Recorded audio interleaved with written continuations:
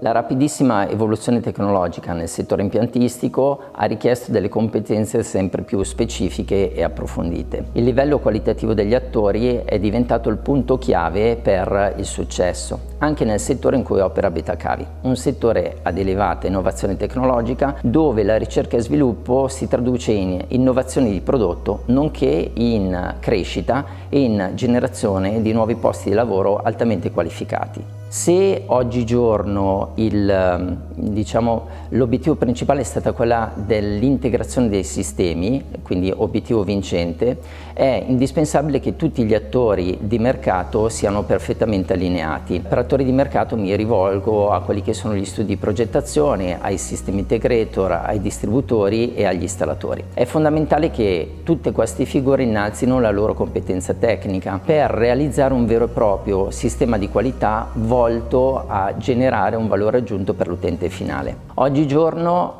il Paese è da un paio d'anni che è coinvolto nella ridefinizione della propria architettura digitale, una architettura all'interno della quale vi sono contemplate anche le linee di interconnessione che di fatto, che siano in rame che siano in fibra ottica, rappresentano il mezzo di comunicazione, l'autostrada su cui viaggiano dei segnali. Questi segnali poi vengono codificati e si trasformano in servizi. Se pensiamo al cambio epocale della transizione energetica, non è un caso che oggi si parli di digital energy. All'interno della nuova architettura vi è un blocco che è definito l'edificio smart, definito anche come smart building, dove secondo noi vi sarà la più alta innovazione tecnologica ed è fondamentale che comunque questo edificio sia concepito nella maniera corretta. Tant'è vero che stanno già nascendo delle nuove figure che hanno competenze non più semplicemente verticali ma trasversali, perché non sarà importante la progettazione o la realizzazione dell'edificio, ma anche la gestione dell'edificio nel suo insieme, nel pieno rispetto delle norme. Ovviamente è indispensabile